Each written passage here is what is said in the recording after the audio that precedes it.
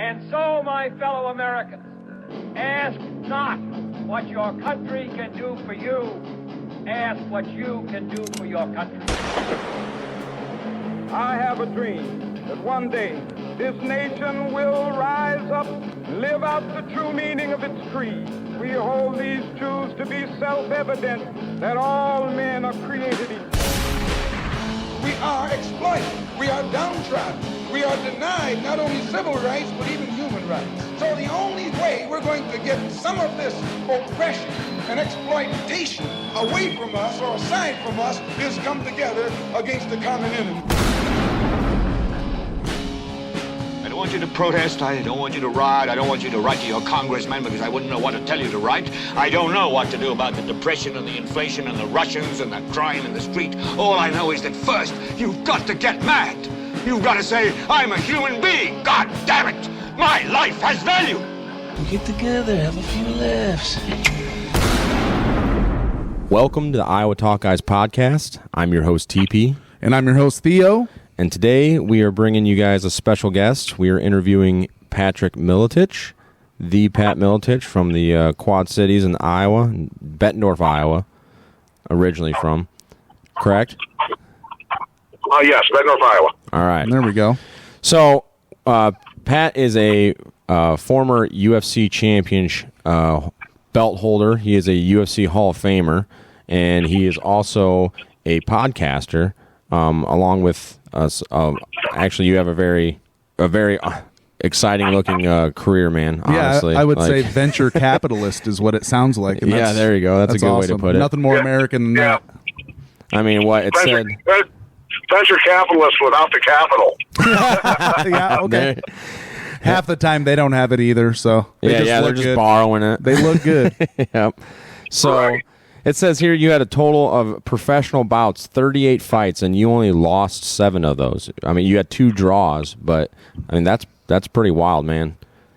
So, well, I mean, the fun part of all of that is I fought a lot of times pretty severely injured, and back in those days I was trying to pay my bills, right. So that's part of that, of just going out there literally with pretty severe injuries and stuff like that, and just rolling the dice, so to speak, and that's kind of how it kind of went. I would imagine that there's not really much playing completely healthy in that sport. Is that fair to say?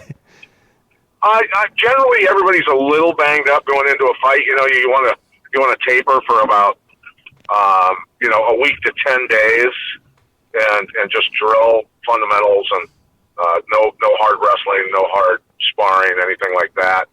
Leading up to a fight. Put the quarterback jersey on. But you hear about guys, the day before a fight, suffering a laceration over their eye or getting a knee injury or something stupid when they shouldn't have been doing what they were doing, that close to a fight. Sure. Yeah. Well, I remember you told a story on, I think it was Tim James's Health Hero podcast, his Health Hero show, about you were just sparring with a guy, helping him get ready for his fight, and he broke your leg on accident, and you still went to Japan and fought with a broken leg. Yeah, that was on my fibula, the small bone in your lower leg. Going to Japan, was that Pride? No, that was in the Rings organization. Okay. And so I with fought, your fibula broken. Yeah, the bottom of the fibula where it attaches I had fractured it, and so the tibia being the big bone, so my leg was still supported, but I really couldn't. Up to that fight, I kind of had to stop, doing cardio and a lot of other things. Oh yeah, and high impact. I wasn't moving real well. Let's put it that way. That sounds like a legitimate reason. Yeah, that's some hardcore stuff, man. That's awesome.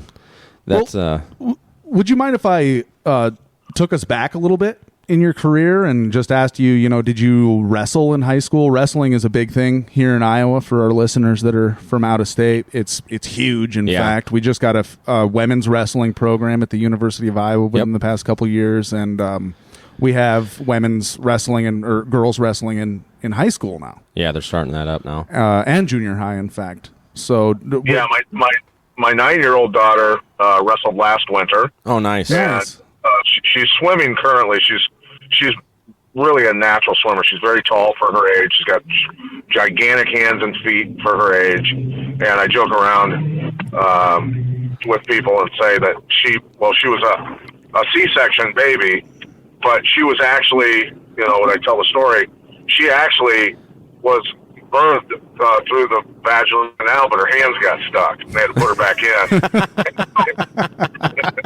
I'm sure she loves that joke. That's probably her favorite story that Dad tells. Yeah. Well, I tell that joke now because I'm no longer married to her mother. Oh, okay. All right. Well, there you go. Perfect. All right.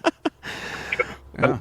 But I started wrestling when I was probably 6 years old, and I started wrestling because I was walking to what was then, I think it was Neil Armstrong Elementary, or it was the old high school, the old Bettendorf High School. Oh, yeah. And, Neil Armstrong. And in the gymnasium, they were having a wrestling clinic. All the elementary kids from Bettendorf were gathering there to sign up for wrestling, right? And it was kind of run by the middle school coaches, Tom McCutcheon and Mr. Glenn, and they were the coaches at the middle school, and they were guys that literally built Bettendorf wrestling into the powerhouse that it was.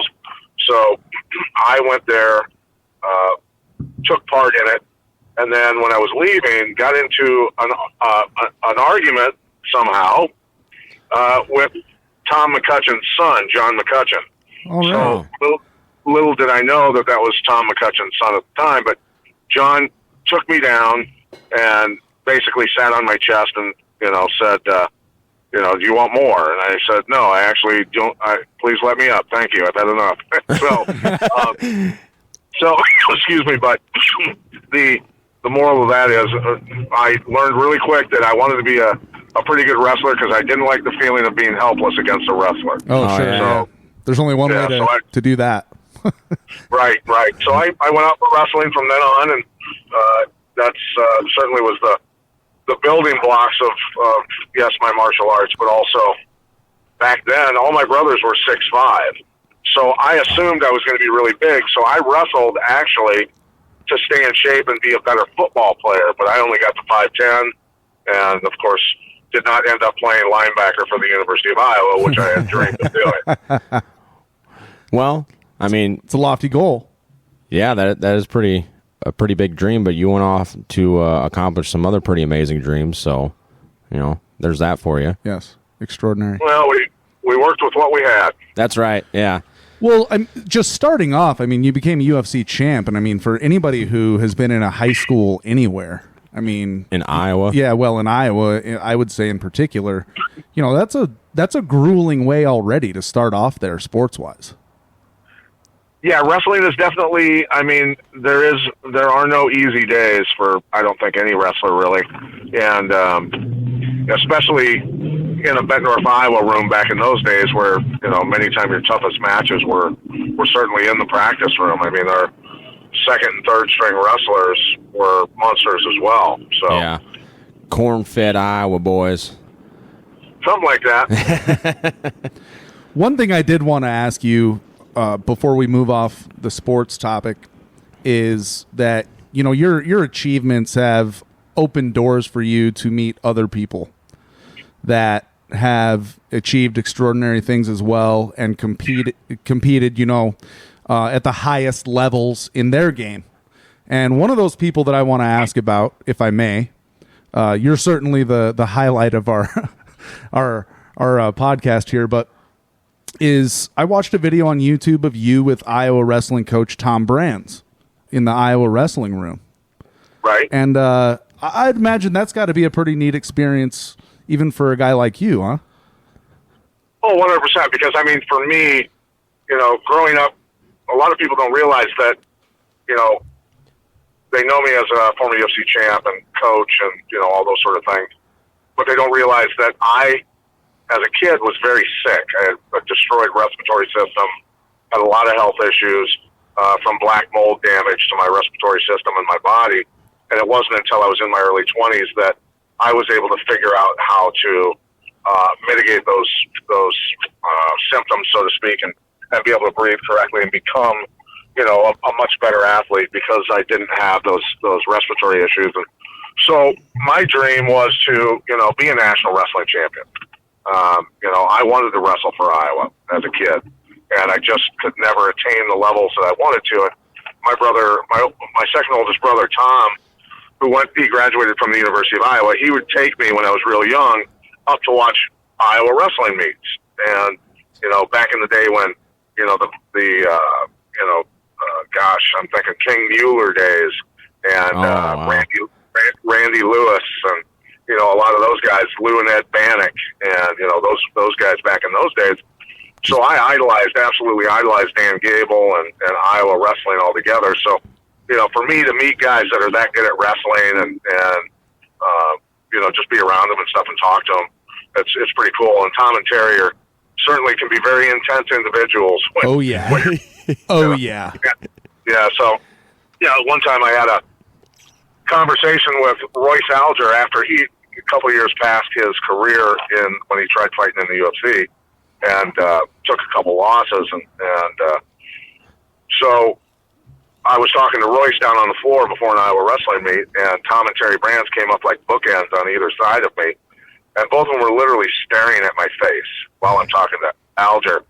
And finally, Terry looks at me and he goes, "Hey, Miletich." I go, "Yeah?" He goes, "When's Alger going to get back in the UFC?" And I looked at him, just matter of fact, and I go, "When he learns how to fight." Oh, goodness. And so Terry didn't know what to say to that one. That's hilarious. Oh my goodness. But yeah, both those guys, I can't imagine being attacked by those two. Oh my goodness. Yeah, that's what I was going to ask. Like, does Tom look like one of those guys that would just rip your face off with his bare hands if you rubbed him the wrong way?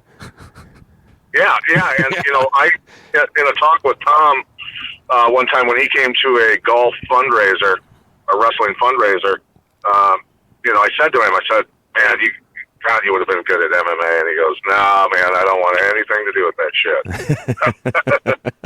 shit." Well, I bet it would have been really entertaining for the rest of us, if he would have joined. Yeah.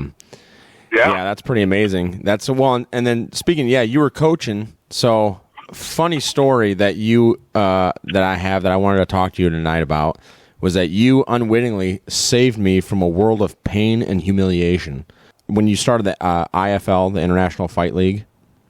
Oh yeah. Yeah, you remember Johnny? Who cares? What was it? Boomer, or what was his last name? Johnny. Did he train with me? Yeah, he trained with you, and he had he was fighting for you, and he put his nickname, his first one, as "Who cares?" And you were like, "No, dude, that's disrespectful to the sport, you dick." And he was like, "Oh yeah." But he had to bow out of a fight, and I had done some amateur fighting. I went down to actually train down at Miletich Systems, did a few Muay Thai classes. I was a punk kid, thought I know some Muay Thai now. Yeah. Went and got my ass kicked a bunch of times up there to Amsterdam when they were doing those amateur fights. You remember that? Oh, yeah, yeah. Yeah, Tim Sylvia used to hang out there all the time. Right.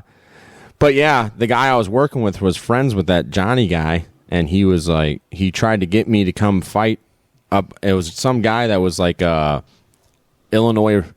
Illinois wrestling champ, started doing MMA, this and that, and I was like, yeah, I could take him. And so that Johnny guy tried to put me in for his spot, and you're like, no, we do not have amateur fighters in this league. And thank God, because that would have been so embarrassing and painful for me. Yeah, so thank you. Thank you for saving my life, Pat. Well, no problem. No, and that was the thing is, what kind of my first amateur fight that taught me a good lesson, because I fought a really good guy, and he was quite a bit taller than me, and honestly was a better striker at the time than I was. And but I hit him in the first round with a spinning back fist. That had it landed right, it probably would have knocked him out, but it landed wrong. I hit him on the forehead, kind of the crest of his forehead and his hairline with my forearm bone instead of my fist hitting him on the jaw. Oh, that probably felt good on you too, huh? Yeah, well, I shattered my arm, and so I had to finish. Yeah, what's that? Yeah, no. So I had to finish. I had to finish that 5-round fight with a fractured arm. Oh man! And I got really fatigued because my right hand was really my best weapon. Right. And so I just survived, but I was exhausted. And so my training went way through the roof at that point because I never wanted to be that exhausted again. And I didn't want to feel like I was helpless because I didn't have what I considered my best weapon. So Oh, yeah, it's a real crap feeling, man. Yeah, so that's what really actually made me a much better striker because I focused on my left hand, my jabs, my uppercuts, my hooks, everything like that, and my kicks. And so I became a much more well-balanced striker because of that lesson.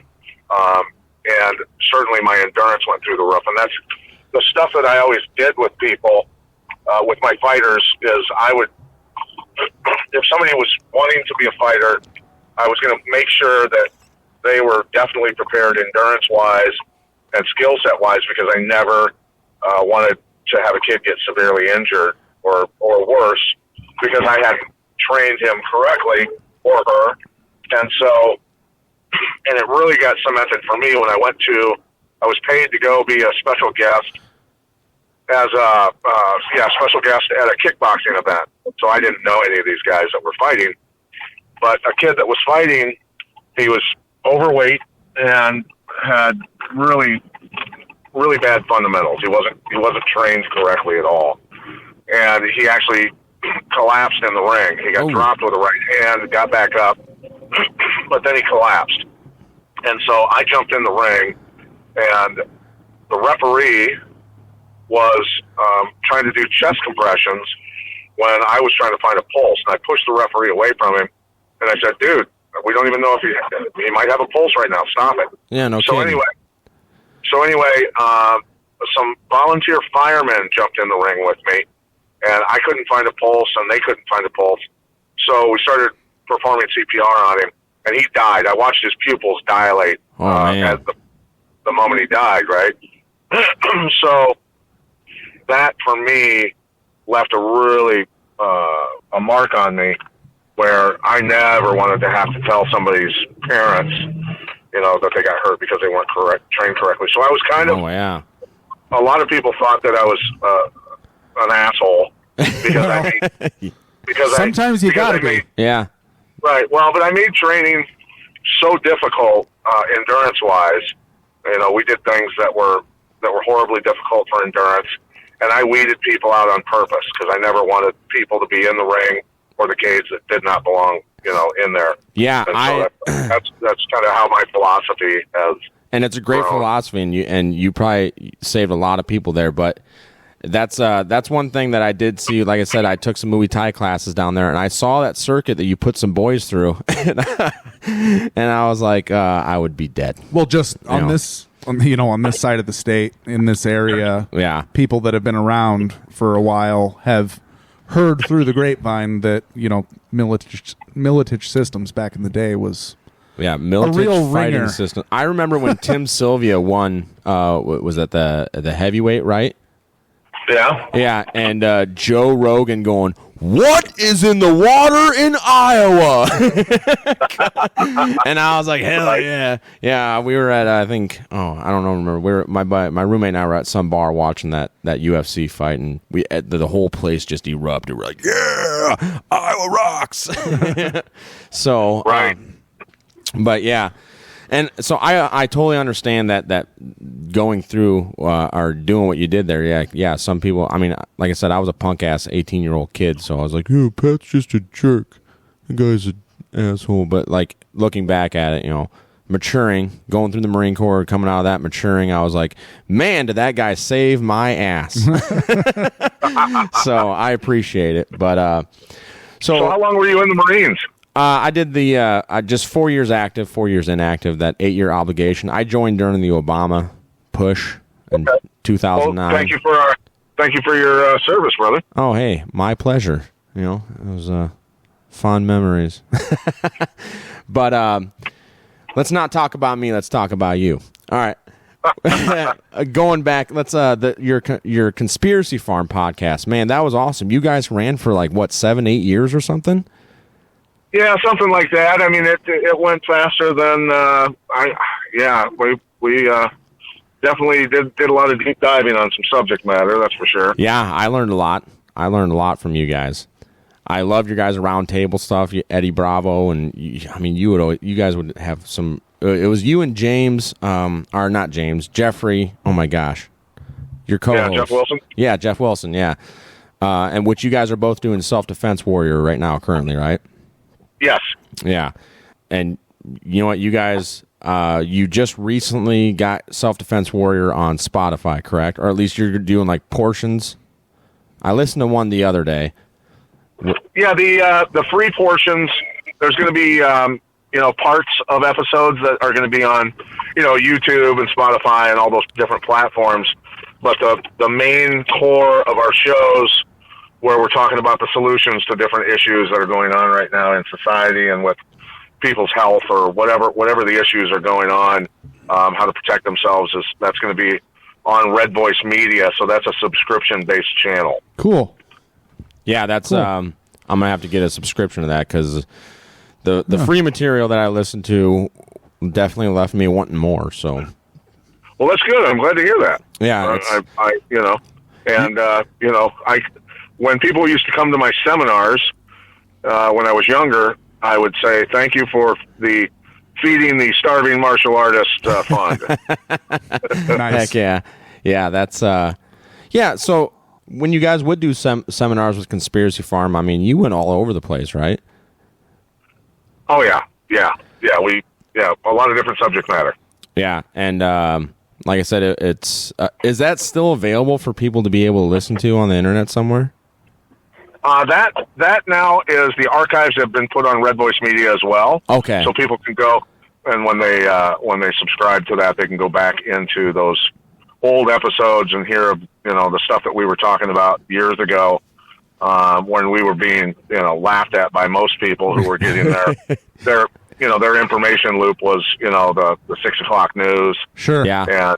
And listening to us and people looking at me like I was completely insane, which I am, but I actually had different my information loops of former intelligence officials and former special forces and research scientists and economists like Peter Schiff and just a lot of different people from different walks of life who were informing us really of what was going down in the world. It was, I think it's a combination of people have that confirmation bias. They don't want to hear the truth. It scares the hell out of them. Yeah, a lot of times it's very inconvenient. Yeah, it definitely bursts their bubble of what they think the world is. Absolutely. Yeah, and I can't remember who the gentleman is. Older black gentleman. He's actually famous, and I can't remember his name off the top of my head. But he says, his saying is, when God picks you, and I don't know how that all works, but this is his wording.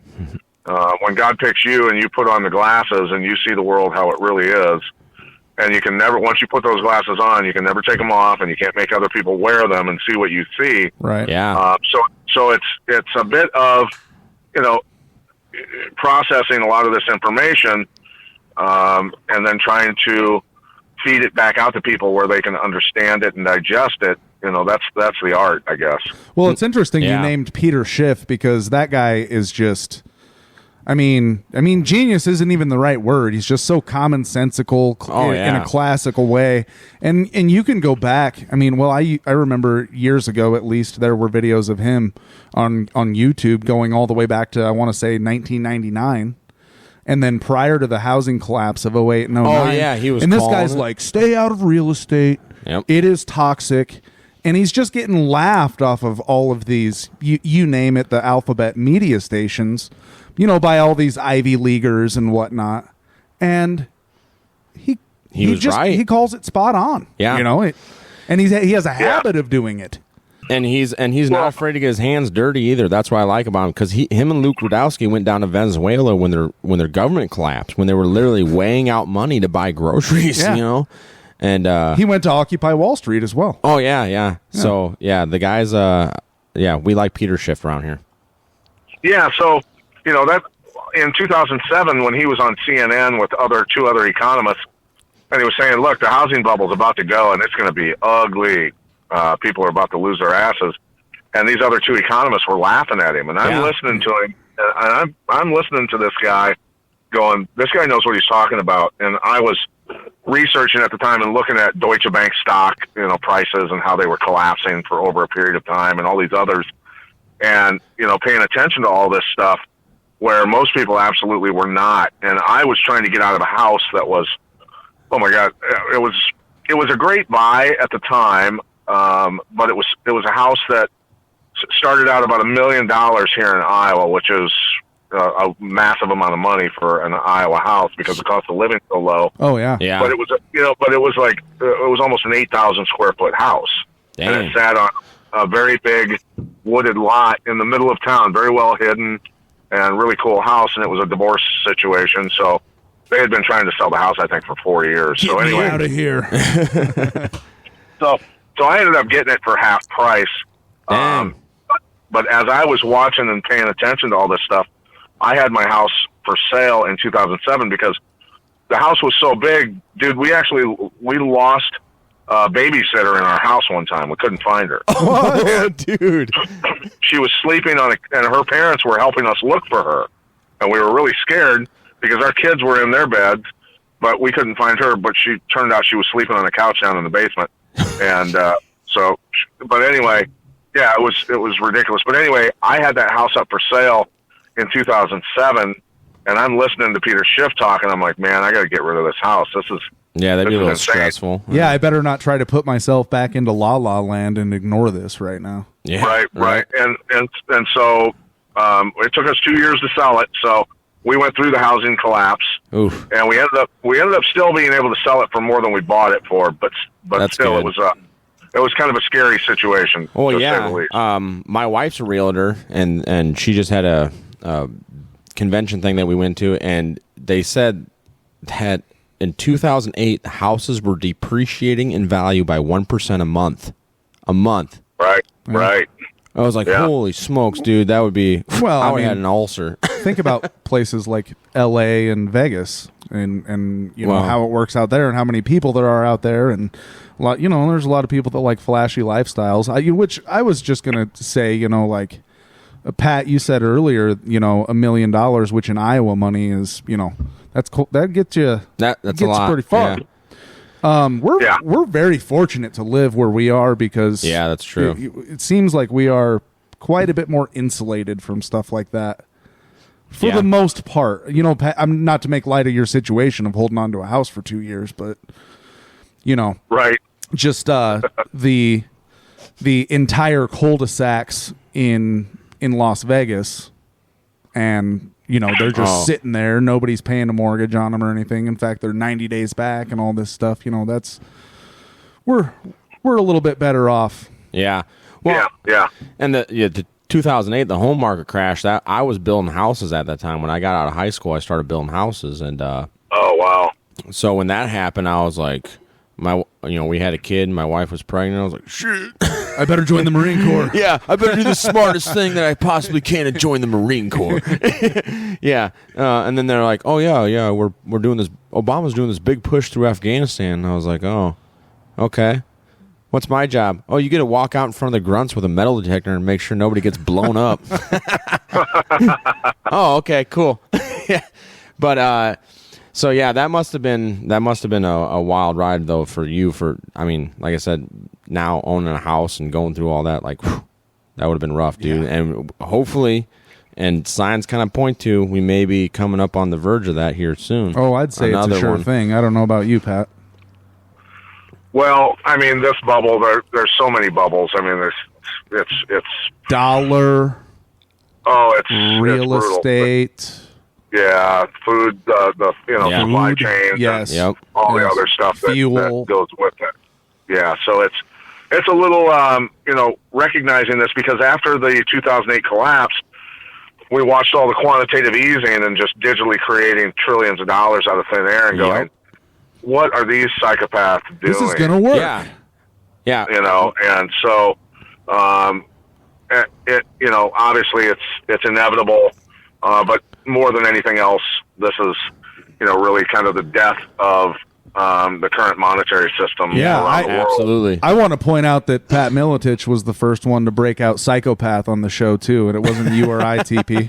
So Yeah. that's yeah. No, they're psychopaths. They really are, because that's the sickest part is these people knew exactly what was going to happen when they Absolutely. made these decisions. Right? Absolutely. Yeah. They're knew what they not were doing. stupid. They're friends. They play dumb on TV. Their kids go to the same private schools together. Yep. They all know each other. Yeah, exactly. We ain't in they that sit club. in the dinner tables together and break bread. You know. Yeah. And, well, the thing is, they, all, if we look at on a national level, our politicians are literally just slaves to the corporations. Oh yeah. And big tech, big pharma, all the big banks and everything else. So Absolutely. they're operating and making these, and then we look at the bureaucratic departments of government who are The permanent government.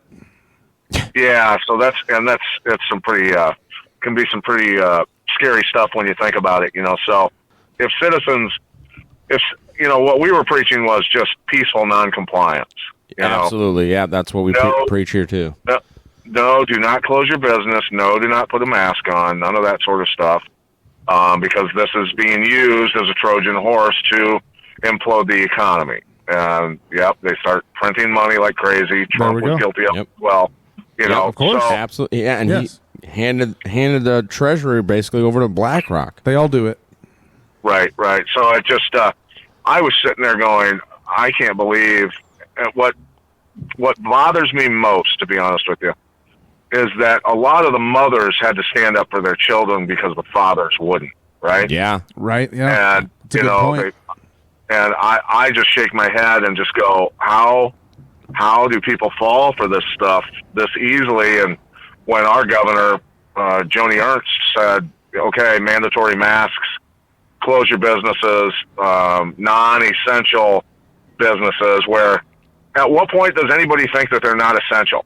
That's psychological. That psychological bullshit. Yeah, right? that's scary wording. I just want to, not to correct you, Pat, you said Joni Ernst, but You meant Kim Governor Reynolds. Kim Reynolds, No, yeah. Governor Kim Reynolds. Yeah, sorry. Yeah, no, you're good.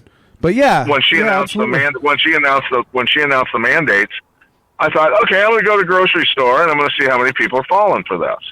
And so I go into the grocery store and everybody's wearing masks, and I'm getting screamed at for not wearing a mask And glared at like you're a disease. I did it too. We did it too. Excuse me. I walked against the arrows down the aisles. Yeah. Oh yeah. I tried to pretend everything was as normal as possible. Oh yeah, and you got stared at like you were some type of moron. You bet. Yeah. I mean, and I had a myriad of different conversations with people who would confront me about not wearing a mask, right? And I'm sure you guys did too, but everything from, Oh yeah. and it was almost always anyway, seemed to be a guy who was shopping with his wife who wanted to be a tough guy. And, Yeah. they I bet he had a college education too. Oh, of course, yeah. But I had one guy scream at me at Hy-Vee, put on an effing mask with his wife standing next to him at the end of the checkout aisles, but where you turn in your bottles and all that sort of stuff, right? Oh yeah. And it was congested kind of with a lot of people right there, and I'm walking through. Wow. I've got no mask on, and this guy literally screams, "Put on an effing mask!" And I stopped and I looked at him and I go, "There's a box of them at the front door." I go, "Go get one and try and put it on me and see how it works out for you."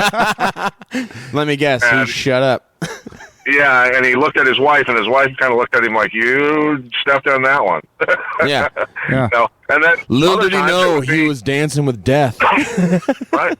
And then I was in a gas station in Kansas, and a guy that was probably, I don't know, close to 400 pounds, maybe as tall as me, 5'10", with a mask over his giant beard, and Like he that? shakes his head. He shakes his head at me. That's like ridiculous.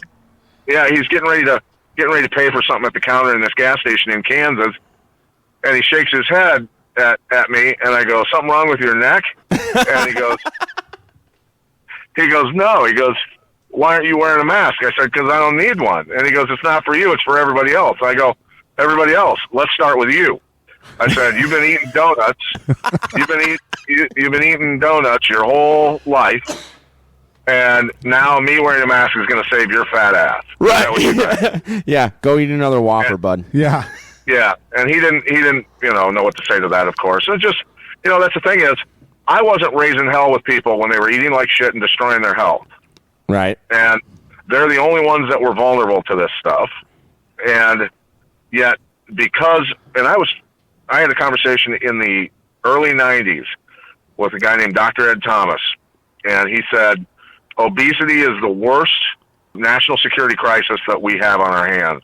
And he said the people that are obese will literally collapse the entire country. And it's true, because when we look at healthcare, which is the largest GDP in the country, which is $4 trillion a year spent on healthcare, and then when the corona bullshit started, they were the reason that they were the people that we had to shut everything down for to protect, so to speak, right? Right. And so ultimately, yes, the fat people of this country have destroyed it. And I hate to say it, I'm just being honest, that the obese people literally were the excuse and the reason to lock everything down. Well, you can come to that conclusion objectively. I mean, it's the data is there. All the death, or I shouldn't say all, the majority of deaths were, obese people had comorbidities, right? But, yeah, of course, that in and of itself is a comorbidity. But I just wanted to say, remember though, the story wasn't obese people. They didn't make it about obese people. Of course not. They made it about grandma and grandpa. Oh yeah, you're killing grandma. Yeah, you're killing the elderly. Yeah. So that was the sort of feel good story that we were sold, or not feel good, but the emotional ploy. Yeah, the guilt trip they try to putting on us. But yeah, that's eloquently crazy. Put. Yeah. Yeah, and then we just did an episode, just aired today, I think it was, the COVID amnesty, where we went through that Emily Ostra's Atlantic piece and kind of gave our opinion on it. It's crazy that, these people, the things that everybody had to go through, and that they're and they're yelling at, put on an effing mask. Well, we know now, especially now, right now, absolutely didn't do anything but, and Fauci even said it himself, and we play that clip in our show. It's putting a mask on is just for basically personal security. That's it. To make other people feel better, make you feel better about what's going on, so you feel safer. Right. It's a muzzle, really, is what it was. And they muzzled our kids, and now they muzzled us. Now they just want, forgiven. Oh, just... We didn't know. Well, and what's interesting as well is that same publication, I think we said this on a prior episode, but the same publication, Pat, I'm not sure if you're familiar with this, but they did the COVID amnesty thing, last week. There was an Emily Oster piece. And then, but I remember in the heat of the COVID deal, and I think the vaccine just came out, and like the CEO of, or chairman or whatever of the Atlantic said in personal tweets, that people that are not vaccinated need to be cut off from society. We mentioned that. Yep. And yeah. And now his house, they're just writing pieces about, we didn't know, Sorry, you guys should just forgive us and get over this, because it's going to create a doom loop. Yeah. It's just innocent. We were wrong, Yeah. Well, and, look, we can see now, so something that I don't know what it was, maybe I recognized, because, I've said this before publicly. My father was an alcoholic and he was very abusive.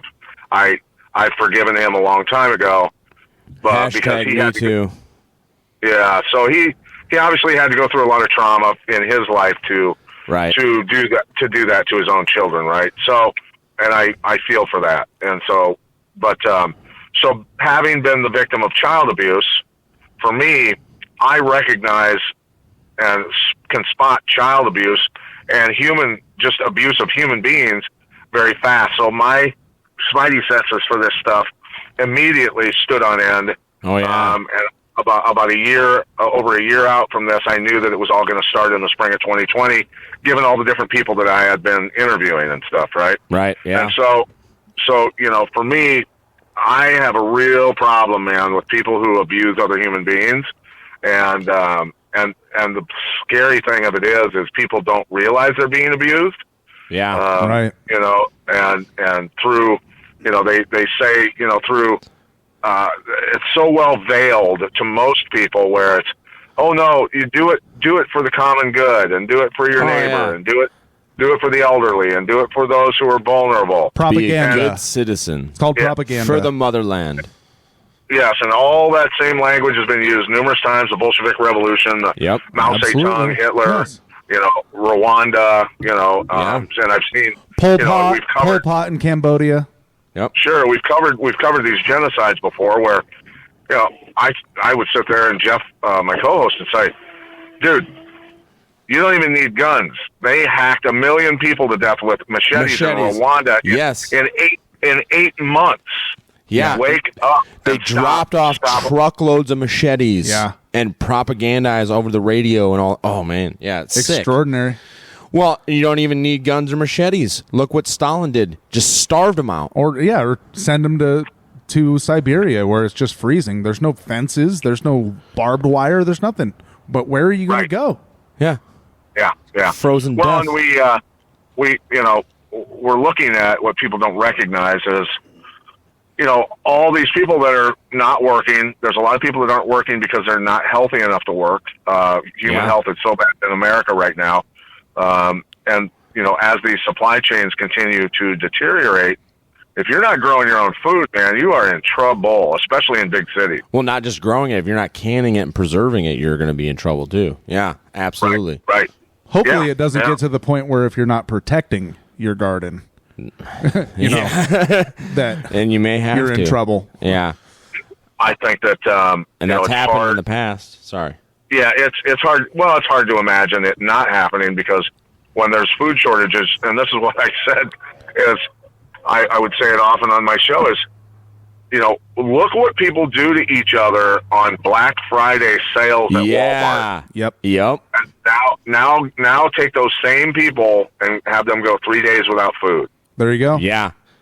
And you are going to see some crazy shit. Well, and people that live out in the suburbs away from cities also, going off that line, where do you think these people are going to go when they run out of all the food in the city?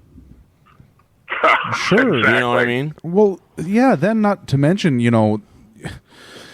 a guy who spent time in a gulag, I believe we've mentioned it before, but a guy who actually spent time in a gulag, in fact, he was a decorated Soviet soldier from World War II, but he got arrested for whatever reason and disappeared in the middle of the night. And luckily enough, he was able to write about it, but Alexander Solzhenitsyn, author of the Gulag Archipelago, one of the most just amazing things he's ever said, in my opinion, is the line between good and evil runs through the heart of every man. Yeah. So when people are put into extreme situations like that, man, we living a privileged life in the United States, we don't really understand what we're capable of. I mean, even if you go south of the border and go into real Mexico, like not Cancun, you'll see that there's some rough living out there. Yeah. Yes. Yeah. Like I was lucky to travel all over the world for, MMA and done a lot of, traveling. And so I've seen, some pretty rough areas. I've been to, the Middle East, to numerous countries there. I've been to South America, I was going to say Brazil. Brazil is a rough place, I've heard. They don't mess around in Brazil. Yeah, we were in, when we were in Sao Paulo for a UFC that I fought in over there, we were told, do not leave the hotel. And this was actually in a nice area of Sao Paulo. Do not leave the hotel during the day alone, and do not go out of the hotel at night. Do not, because you will very likely get robbed or attacked. Yeah. Yep. I've been to places in Mexico for work like that where they told us, don't come here, don't leave past this time. Because, and that's nothing, that's people in America couldn't even imagine that. Like, I can't leave my own hotel room. Sure. Like, you might get stabbed and killed. I mean, there are places in America like that, but the majority of Americans have no idea what the real world is. They're all caught up in, I think the term is cognitive dissonance. Oh, sure, yeah. Right? They have an idea of what they think the world is, and when they're presented with information or evidence disproving their fantasy world where they think to what the reality contrary. is contrary. Yeah, I mean, either three things happen. their fight or flight instinct kicks in. Most of the people, they fight against it, or some type of acceptance of maybe I should look into this. I believe it was who was it? Einstein. Didn't he say the height of ignorance is, or no, condemnation before investigation is the height of all ignorance? Yeah, and that's what we're dealing with, a lot of that. And I remember when I was working at Showtime Sports, the executive producer there is David Dinkins Jr., and he's the son of David Dinkins Sr., who was the former mayor of New York City, right? Right. So he said, "Hey, we're going to do a show down near Mexico City," and I said, "You're for real? You guys are actually going down there?" yeah. You know what you're asking for? Well, at the time, there was a lot of Americans, businessmen and stuff, who had been kidnapped and murdered, and a lot of violence down there. Yeah. And I had experienced some police officers trying to rob us. Oh yeah, when they'll we were shake you down. Yep. Yeah. So I said, I don't know if that's such a good idea. I said, "You guys have protection detail?" And he said, "No, not at all." And I said, "Well, you might want to get some protection detail." So he goes, "Well, do you know anybody?" I said, "Well, yeah, I do know some. I know some very, very good people in that world." And so I put him in touch with a guy who's a friend of mine, who's a former SEAL who ran a protection company and security company. So I put him in touch with them, and after the conversation, Showtime pulled the plug on the show. Seriously? Wow. Well, I think the reality of talking to a guy who's a professional, in that world, and saying, "This is what it's going to take. This is what we're going to have to do." Oh yeah. They're like, he's right. Fuck that. yeah. Showtime's like, no thanks. No, we're good. Yeah. Yeah, so they learned, and they moved the show to America. Oh yeah, I travel for a living, and I work with a bunch of guys that will not go down to places in Mexico. I mean, I probably didn't help the time when I told them about how I saw a dead body on the road and shit. I was going to get tacos, and that's not funny. But well, it's not funny, but I mean, disclaimer. But I was going to get tacos. It was like 9-something at night or whatever, and heading down the road, and there's all this police presence, federales out and stuff, and then I pull up, and I'm like, and they're sitting there staring at this dead body on the road with this gray matter everywhere, and I was like, well, I'm just gonna head back to the hotel. Don't feel like tacos much anymore. But found out that so that was like on a Sunday. We went back to the plant Monday morning, and there's Mexican Marines, federales mobilized, moving around with mounted weapons and stuff. I'm like, what the hell? This was Easter weekend. We ended up being extended on our trip and had to work over the holiday, which kind of sucked, but it's money. But I asked the guy at the plant, I'm like, hey, what's going on? I see all this big military presence and all this stuff. He's like, oh, there were 16 murders this weekend, this and that. I'm like, on Easter weekend, 16 people got iced here. Boom. Well, and then come to find out, also, it was in an area of Mexico where there was 4 cartels battling for possession, control of that area. Sounds like that'll do it, probably. Yeah, so there was a bunch of crap going on, and I was like, I need to get the hell out of here. Right. But well, we were down in Mexico for a movie. I got asked to, literally no movie experience whatsoever, and a good friend of mine who had got put on a movie set, the producers had fired a director and put my friend John Hirschfeld as the director of the movie down in Baja, Mexico, and Rosarita and Ensenada and all those towns down around there. Oh wow! And so myself, Rob Lawler, let me think, Rory Markham, Ben Rothwell, several of us. Tim Sylvia was in the movie, and I was helping to do the fight choreography. That's awesome, dude. Yeah, but it was a Paul Walker film, and he was really a stand-up guy. I want to say that about Paul Walker. Nice. But, I always liked him. I had a good feeling about him. Yeah. But yeah. So we were. It was Tim Sylvia, myself, Rob Lawler, and a writer who had penned several books, Sam Sheridan. and we were driving after we went and ate some food, and we got pulled over by police. And actually, we didn't even get in the car yet. We were getting ready to leave, and the cop walked up and said, "You guys follow me to the police station." And so Sam Sheridan spoke Spanish, so he understood what he was saying. And so I said to Tim Sylvia and Rob Lawler and Sam, I said, "Listen, I've heard some nightmare stories about if they get you in the police station, they will put you in a cell and they will start calling your family and friggin' extorting money out of them." Yeah, it's no and joke. I said, so we absolutely will not go in that police station. So if it comes down to it, we're gonna have to literally blast these guys and knock them all unconscious and jump back in the car and haul ass to the border. Yeah, no kidding. Holy shit. So anyway, we get there and these cops come out and they start trying to rifle through our pockets, and Tim Sylvia slaps one of their arms away, and then all of a sudden one of them recognizes me and he goes, "Senor Miletich." And I go, "Yeah." And I go, "And that's Ruthless Robbie Lawler?" And that's the maniac. The maniac, Tim Sylvia. and then they were like, "Oh shit!" Like, "Oh shit." Maybe we should shake these guys down. Yeah. Yeah, because Lawler was getting ready to unload on these guys. Oh my gosh, dude! You know, there would have been there probably would have been some fatalities, right? So you probably would have shattered somebody's head. Yeah, he had another very successful career in the UFC. Yeah, both of them did. So anyway, we ended up getting out of that one. But I swore after that 5 weeks in Mexico, I don't care what's going on. I'm not going there. I'm absolutely not going there unless you're paying me $1 million to go down there. Because yeah, dude, it's dangerous.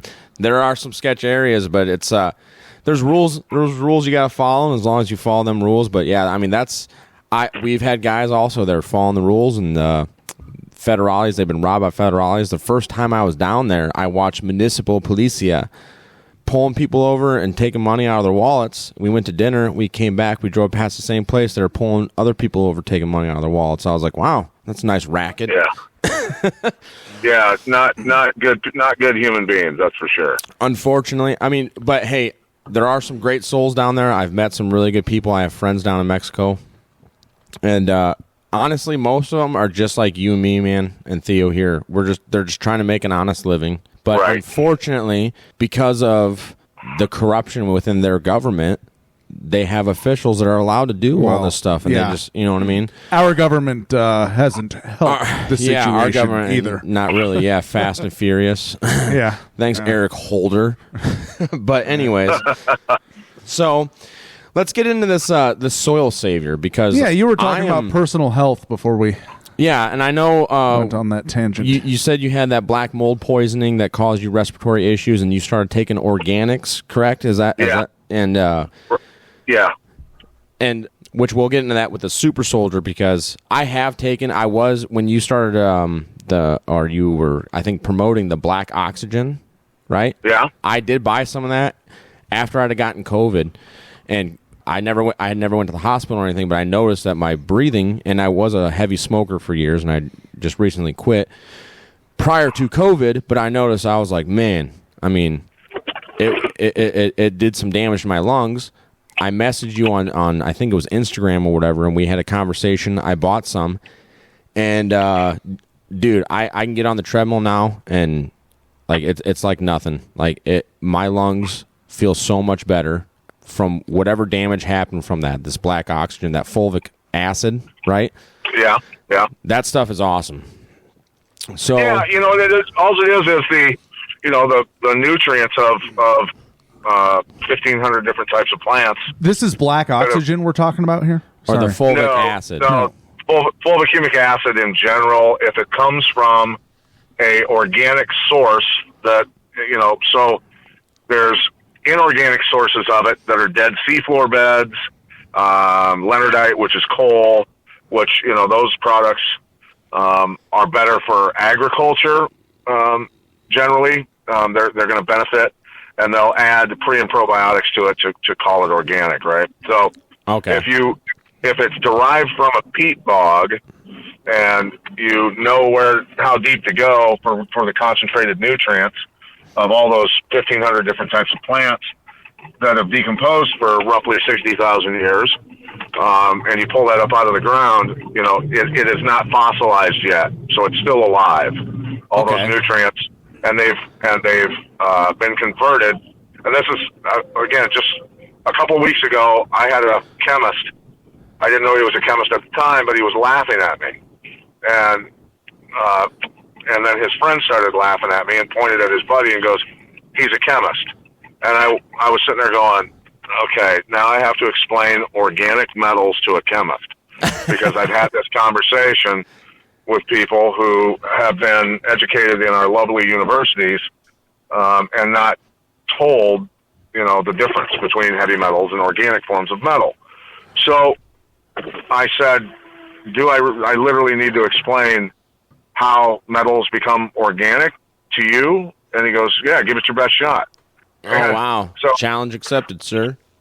Very condescending attitude, right? Right. And so I said, when metals are chelated up out of the ground by a plant and bonded with a carbon molecule, then they become very stable and can be burned by the mitochondria, which is the furnace of the cell, and used as fuel to generate energy in the cell. And all he said to me, all he came back with was, okay, I'll agree that things can be bonded with a carbon molecule. And that's all he could come back with. Oh, really? That was his rebuttal? Yeah. He had a degree? So, that metals can be bonded? You mean? Like, that metals can be bonded with the carbon molecule? So but he was not fully admitting, you know, in front of everybody at this digital currency meeting that he didn't know what the fuck he was talking about, right? Yeah. So chemist degree the, versus guy that's been being punched in the head for 40 years. Thank you. I appreciate that. That's awesome, man. Common sense wins again. That's just that's just another proof that a piece of paper doesn't mean that you are smarter than anybody else. I'm just saying. Well, go ahead. Sorry. I mean, look, there are people that have amazing memories, and they can repeat what they've been taught. Right? Yep. They can. I would agree. Take tests, and do great on those tests. But ultimately, you know, it's what you're fed, and if you're willing to go beyond what you're fed and question your own beliefs, and the only way that we're ever going to grow as people is if we question our own beliefs, and it's not. Absolutely. It's definitely not it's not for the faint of heart. Nope. Because I've had to, you know, admit to myself that I've been wrong a million fucking times about a million different things. Yeah. And, every damn day, it seems like. Yep. And it's just part of the process. Yeah. You know, and that's just the way it is. And so I wish people were more prone to do that, you know, and I think also having spent kind of a lifetime in, you know, wrestling and kickboxing and fighting and martial arts in general, you have to analyze your opponent, but you also have to analyze yourself and where your weak points are. And what, you know, I ask fighters when I do broadcasting, I'll say, what is your opponent, you know, if your opponent's coaches and him are talking, and what have they trained probably the most to beat you? What do you think their game plan is to beat you? And they're like, well, I didn't really think of that. We just think of game plan on how to beat them, right? Right. And so then it would force a fighter to reflect on their own weakness and then say, you know, this is probably what they're planning on doing. So when we do that and we game plan against people and we basically are analyzing our enemy, so to speak, it makes us look at not what is happening, but why is it happening in the world, and who could possibly be benefiting from these chain of events that are taking place. And so that's what leads us down that road of, you know, admitting to ourselves that the world is not run by benevolent beings. It's some pretty nasty characters. Sure, yeah. I mean, A, nobody is a benevolent being, right? No human. And then B, these ones are particularly nasty. Yeah, particularly evil. They are in clubs that the rest of us would want to throw up attaining, right? I mean, like we're at the livestock auction, and well, I mean, they're the ones bidding. I mean, even in the cremation of care, right? The Bohemian Grove, that ceremony. They're burning an effigy of a child. Well, maybe an effigy. Right. And and the fact that, we sit there and we think about just the times through history that they have. We look at weapons of mass destruction that took us into Iraq. Yep. We look at the Gulf of Tonkin that cost a million Vietnamese their lives. There we go. And 58,000 American lives. So these are the types of people that, the same bloodlines and all that shit, for eons, that will create the division or the atmosphere to cause war or genocide or whatever it is. It's like, okay, we're going to allow them to breed and dig up our gold and silver for us, and then we're going to off them every once in a while. Yeah. There we go, yeah. Well, an excellent example is World War I as well, because you had cousins fighting cousins. Yeah. And then, even in the midst of all of this just absolutely horrific fighting, and, mustard gas is developed and yada, yada, yada. The machine gun came out. The machine gun, the tank, all of this technology to kill Germans, and was it British? Yes, it was Germans and British troops during the Christmas armistice. They found time to come out from their trenches and celebrate Christmas together one night. Yep. Right. And the next day mowed each other down. And then, so we went back to killing each other. I went off on a tangent and got you guys down the rabbit hole. We were talking about health, and so to sack you back. Back to the fulvic humic acid that people can find at Soil Saver. Yeah, you can put 1 teaspoon of this in a gallon of water, spray your garden with it, and 6 weeks later you've got Jurassic Garden. It explodes all over the place. Yeah, and people will spray their gardens once a week, once every 2 weeks, but I've seen gardens explode from just one application of it, and it's totally plant-based, 100% organic. It's OMRA certified, so it can be sold in Mexico, America, and Canada. Nice. And so that is that's the key, that the substance has to be 100% organic and didn't have to have anything added to it to call it organic. It came out of the ground that way, and so yeah, it's really, really amazing stuff, and different modifications of it, for livestock, and as well as soil reclamation, and then the most refined version combined with organic vitamin C, which is a very good antioxidant, powerful antioxidant as well, in veggie cap, so that's got zero chemicals or fillers or anything in it. So. And that's the Super Soldier. Yes. Yeah, right. People can go to organicsupersoldier.com to find that. Okay. Organic and Super Soldier. There was another website I think I found. Was it chemicalfreebody.com? Is that Tim? Yeah, Tim James. That's who I partnered with on this product. Okay. And so all we're doing is just trying to help people understand that you really need to put organic nutrients into your body to give yourself a chance, at the best health possible. Yeah. Given the amount of chemicals that we're bombarded with every day in our drinking water, our food, the air, literally everything. And I mean, the water is so valuable right now. It's not that there's less water on the planet, because water does not evaporate and go out into space. And so people, I think that's what a lot of people think, that water just disappears and goes away.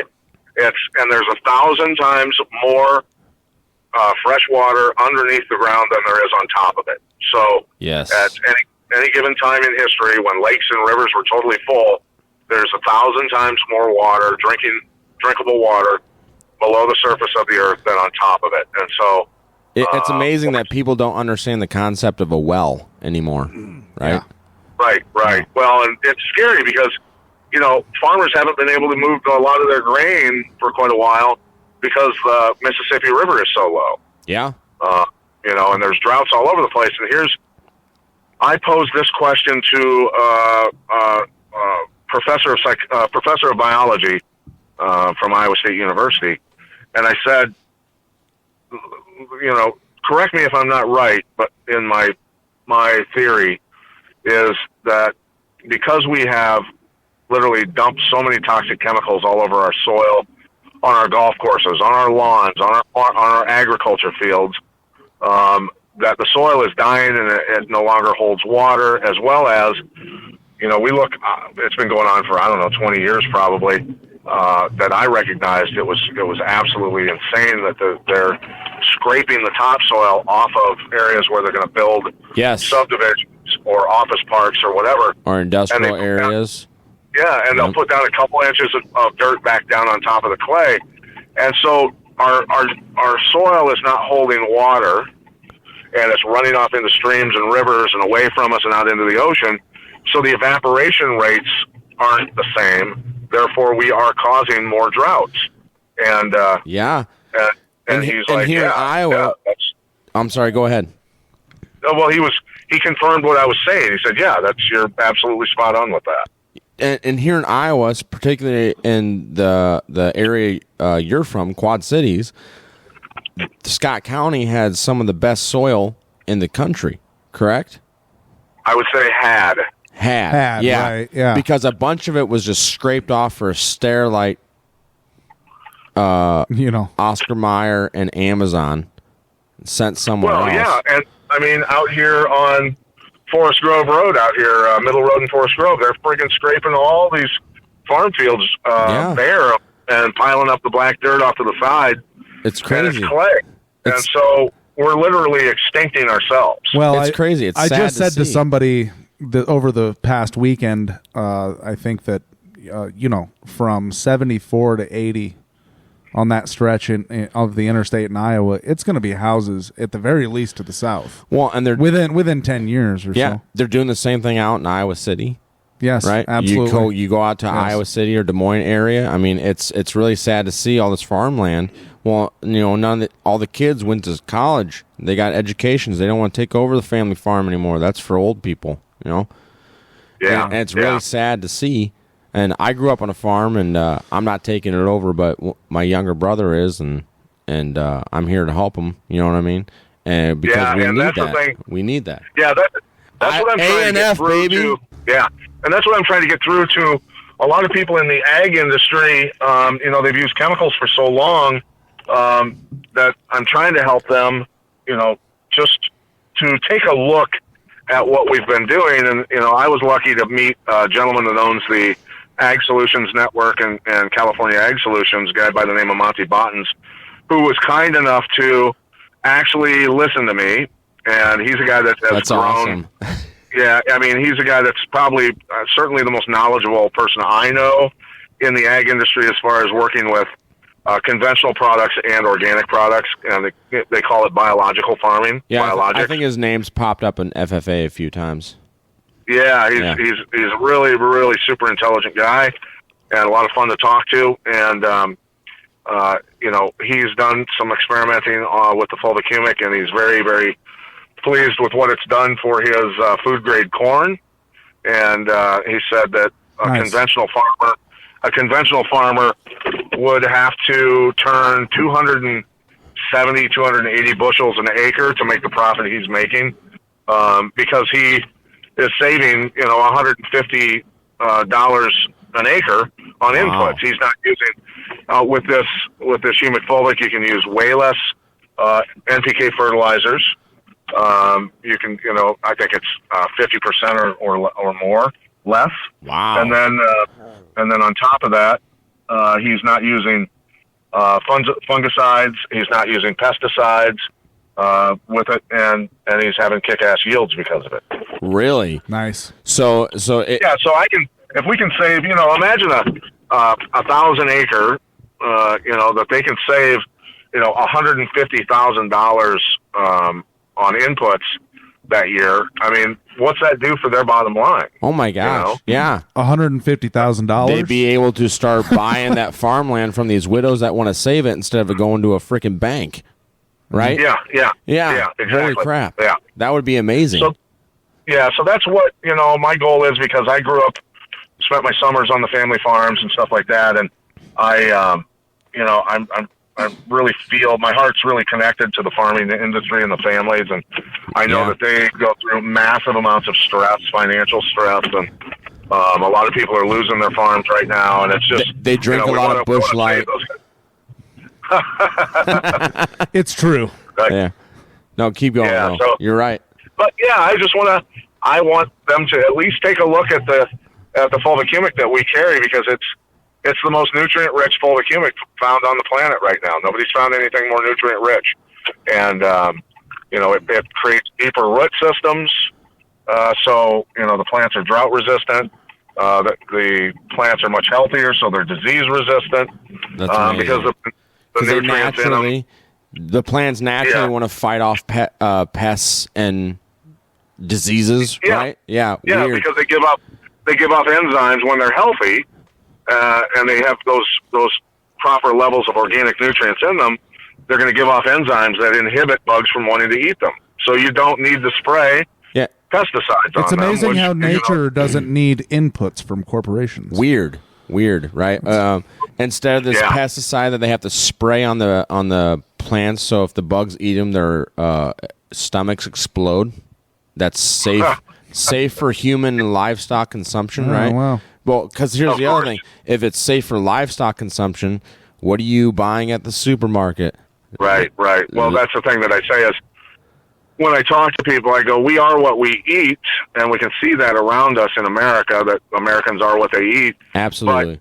But at the same time, our plants are what they eat, and our livestock is what it eats, all the way down the lines of so what's in the soil, and what's being dumped all over the soil and the crops, and, there you go. Chemical nutrients, chemical pesticides. Yeah, so I grew up on a hog farm, right?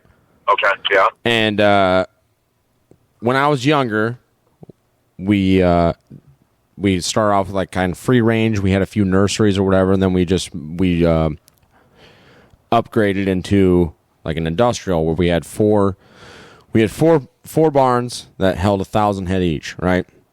Wow. And pretty decent operation.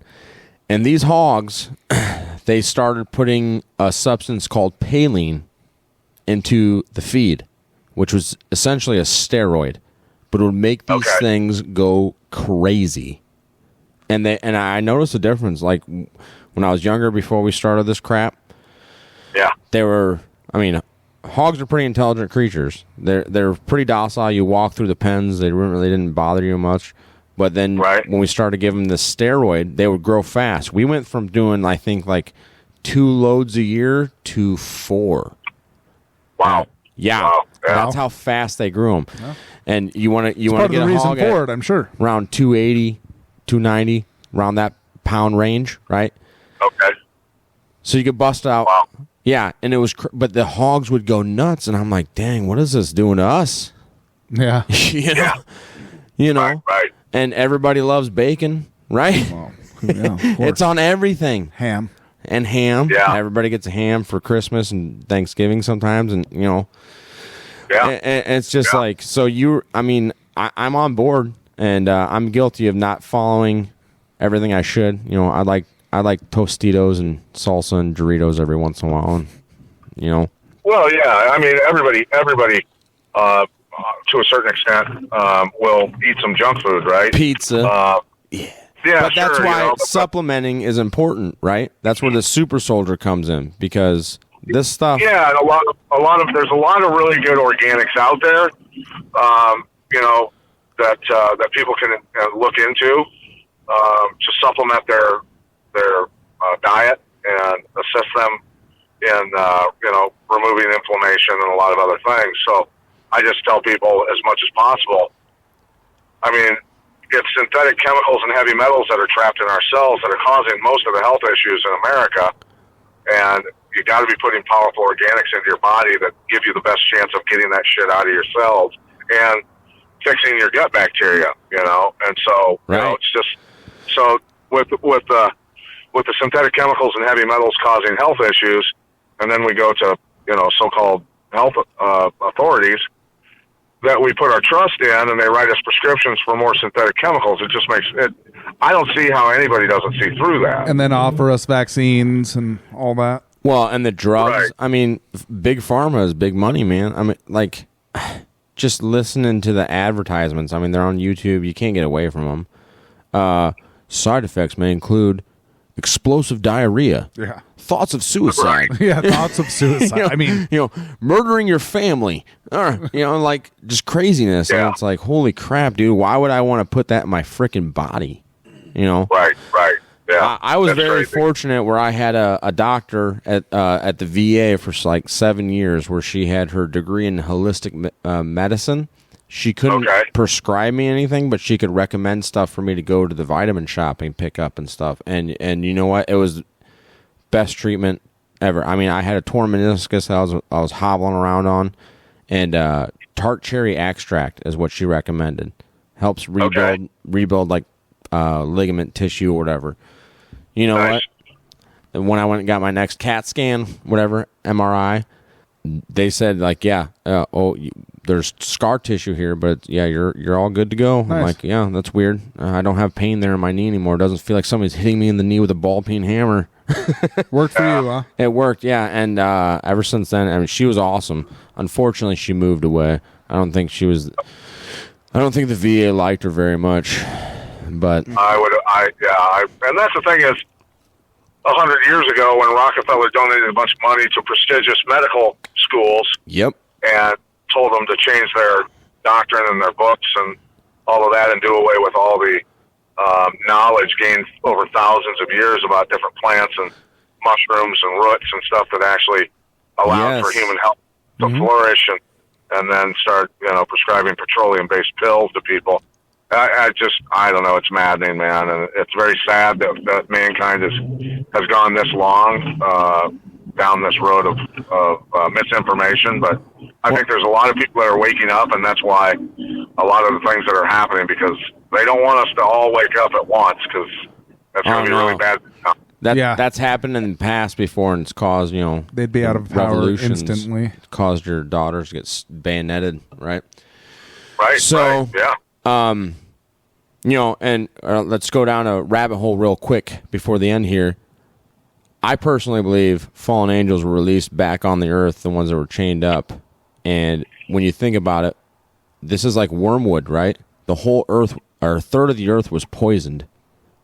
But they did it in a way where we poison ourselves. We like it, Yeah. Think about the tobacco companies. So the supply chain we spoke about earlier. Was there a disruption in the liquor, marijuana, and tobacco supply chains? No. Of course not. No, because that makes you docile and happy. Well, I often like to say that Orwell got it wrong in 1984 because we are buying the captivity. We're buying the technology that captivates us. It's not being imposed upon us. Dude, and they're getting us into the virtual reality. It's so much more cooler than real life. Yeah. No, dude, the real world is so much more amazing than people freaking even know. Literally. Yeah, no, and it's, they control the information, they control what people learn and all that sort of stuff, and it's just, like I said, they create the atmosphere for, God gives us free will, right? And so Absolutely. we're given the choice on what we're going to put in our body, who we're going to hang out with, what music we listen to, what type of TV shows we're going to watch, what information we allow in, and whether we are going to question the information, and also allow for division. And so mankind, through our free will and own choices, end up doing horrible things to each other many times. And I just tell people that's got to stop, man. Just, think for yourself for once. Yeah, absolutely. I think Jesus said that garbage in is garbage out, right? I mean, if you're putting garbage in your body, whether it's through visual, sound, through your ingestion, right? I mean, you're going to get what comes out of that. Like, I just recently, last year, started changing my diet and changing what I put into my body. And holy crap, I can wake up in the morning. I've been hitting the gym and everything. I can wake up in the morning and not feel sore except for muscle fatigue, which I know that's good for me. But everything else, my joints don't hurt. My back doesn't hurt like it used to and stuff, just because I've been strengthening my body and changing my diet. And, it's amazing what the human body is capable of. Because when you think about all these poisons we put into ourselves, the body is still just trying to survive, right? And yeah. And it's so important what we put into it. And so I'm like I said, I did the fulvic acid when it was with black oxygen. I was really pleased with the repairs basically that happened on my body. So I'm gonna get some of the super soldier, and I have teenagers. So what would be a good age that we can start giving this to our kids? Because obviously I want my children to be freaking healthy and getting the best nutrients they can, especially with all the crap they feed them at high school. And well, I can tell you this is what parents should be doing right now is definitely making lunches for your children. Okay. Do not feed them public school food. Across the country, parents have had their children bag their school lunches up and bring them home, and then they take them to labs and have them tested. And there's so many nasty chemicals and soy and a bunch of other stuff in their food. That is terrifying. You don't want your kids eating that garbage from public school systems. So that's for starters. My youngest daughter, who's 9 now, has been drinking fulvic acid, only the 100% organic and plant-based humic fulvic acid, and she's got perfect health. Her 20-year-old sister and her 18-year-old sisters, all three of them, have never had any serious illness whatsoever. They've had nothing more than a cough in their entire lives, because I'm constantly trying to make sure that they are getting the best organic nutrients in their bodies. And that's something that, I even said to my school board here, that's absolutely insane and the laughing stock of the nation. If there weren't so many school boards like them here in Becker, Iowa, where they're, this massive uptick in, autism now. It used to be 1 in 5,000 boys. Now it's 1 in 36 and climbing fast. That is an incredible increase. It's insane. And then, the destruction of testosterone and estrogen levels in boys and girls. Proven. So these kids and their gut bacteria is all destroyed as well from the food that they're putting in them. So they are suffering from so much confusion, from hormonal level destruction to stomach issues to mental, all these things that crimes against humanity are being, committed. And then you've got school boards that are saying it's, celebrate transgenderism, which will eventually lead to literally children being carved up and physically altered by these Dr. Frankenstein. And me speaking out against this stuff gets me labeled as a hater and stuff, when in reality, the crimes that are being committed against children by these people and who are going along with it and not speaking out against it are guilty of all these crimes. And so I'm telling parents, if you want your child to develop correctly, you better do some research on organic nutrients and get them in your child as they develop. Otherwise, you could end up with a real serious situation on your hands. So that's some solid advice. Sure, because I'm guilty of letting my kids eat at the school cafeteria, so I'm going to be sending some lunches home with them from now on. And we do, and think about it. So my 9-year-old, for it was a couple summers ago. So she would like to go to the grocery store with me, and every great once in a while, I would break and I'd get her a donut, right? Yeah, and we all do. We're dads, and I don't. Yeah, and I don't. I won't eat donuts. With daughters. Yeah, so I won't eat donuts. Yeah, I don't eat that crap either anymore. Yeah, so but I said to her, I would get in. You'd end up in these arguments with an emotional 7-year-old at the time, and freaking out because she's not getting a donut. And finally, I said to her, and it worked out perfect for me. We're in my truck. She's sitting behind me, and I said, I'm not buying you donuts because I love you too much to feed that to you. I will not do that to you. I will not poison my own child. And she's, kind of starting to listen now, because I'm telling her I don't want to do that to somebody that I love so much. And so, wow, yeah. At that exact time, a lady comes walking by my truck dressed in a purple outfit that's way bigger than Barney, right? Wow. And so this lady is very obese. And I said, and ultimately, honey, I don't want you to look like that when you get older. That's why I'm not giving you donuts. And so, we've been able to do the parfaits with yogurt and strawberries and stuff like that, for her wanting sweet stuff and things, and kind of get her thinking a little bit differently and thinking about her own health. And that's the way we have to educate kids. And so many parents out there have never had to or looked into how to take care of their own health so that they don't have to go to the doctor constantly, right? Right. Well, and so if they don't know, they're not going to teach their kids because they don't know. Yeah, and many Americans, I was with my friends at one of the grocery stores in the area. It's a veteran-owned supplement company that, you guys remember Kevin. Oh, yeah. So downrange supplements. Yep. Yeah, so great guy. And so I'm out there at one of the grocery stores with him. A couple of them I did. And I'm watching the customers walk through the grocery store, and literally 9 out of 10 are obese. And I'm going, holy shit. This is getting worse. And had one guy walk past, and Kevin said to a guy, he goes, hey, do you want a free sample of anything? And the guy pats his stomach. He's fat. And he goes, nope, I like being fat just the way I am. And he goes, that's what I enjoy. It's a happy life.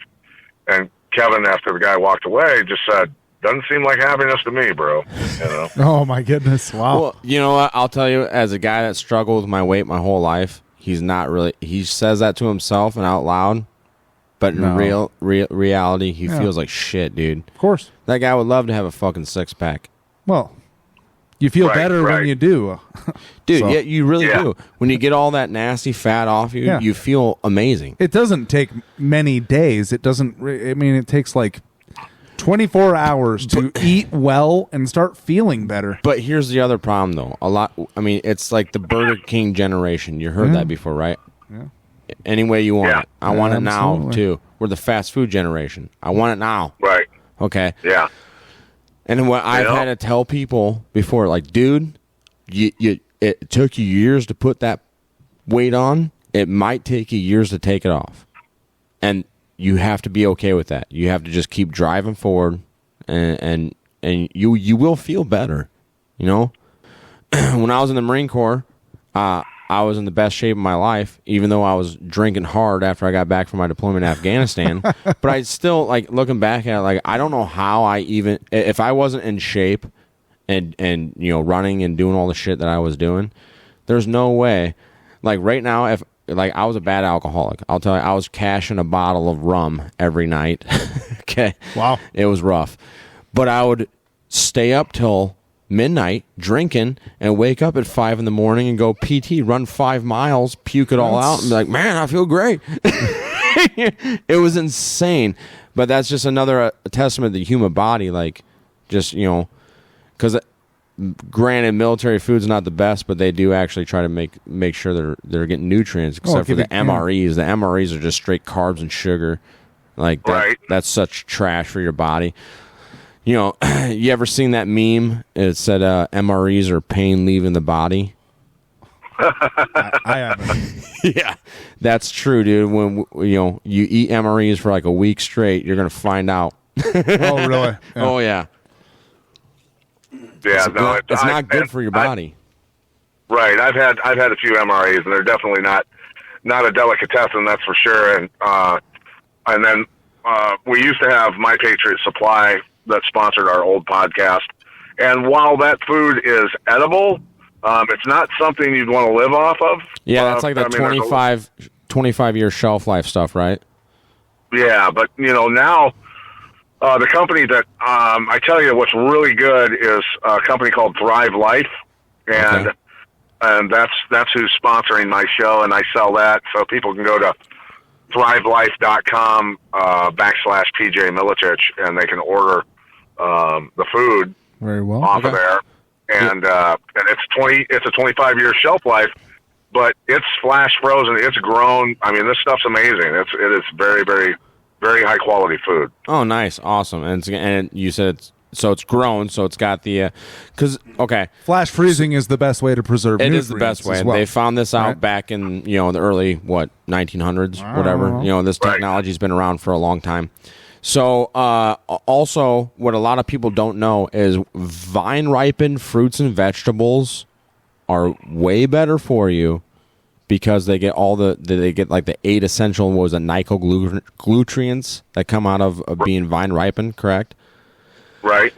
And but the crap that they pick from the grocery store that you get, they pick that when it's still green, and it turns red because of all the chlorophyll. Yeah, it's more like borophyll that leaves it on its shipping, right? When it's coming halfway across the dang on country, by the time it gets to your supermarket, that's why it tastes like a green tomato when you frickin' cut it up and try to eat it. It's GMO to do that, right? Right. Yeah. Right. Yeah, so people want to look at the PLU numbers on produce and get the ones that start with a 9. Oh, really? There's a PLU code, 4 or 5 different numbers, and the 3s and 4s were conventionally grown with herbicides and pesticides and all that sort of stuff. And true organics are a 9. The PLU code will start with the number 9. Is that just like on the sticker, like right on the fruit?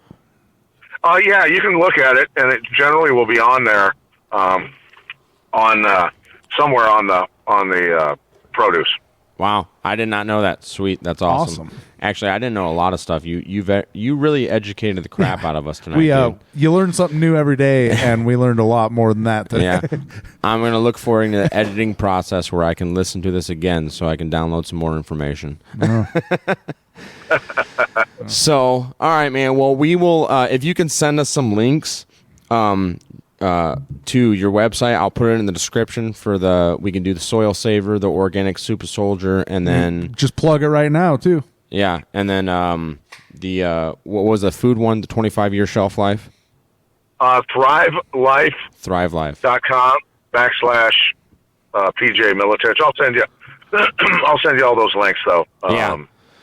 Yeah, if you could, that'd be awesome. I'll put it in the description so people can come look it up and stuff, and then I'll send them. I'll put the link in there for. If you could send me for the subscription link for your podcast, I'll put that in there too, and I'll throw in a link for the Spotify one too, so people can check out the freebies that you got because I appreciate it's good stuff, man. No, because I really like it, dude. It's awesome because not only I love your guys' motto where it's strengthening the body, mind, spirit, everything, right? You guys dive into it all, and which are pillars of being a human being. There you go.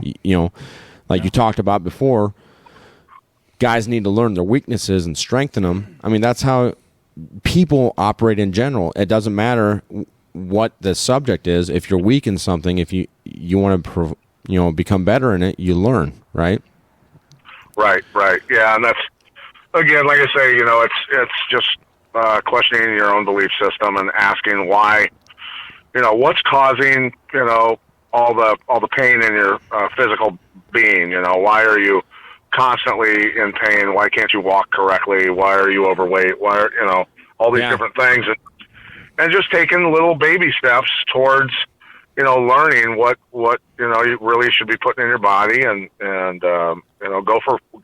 start by walking. Just go for walks.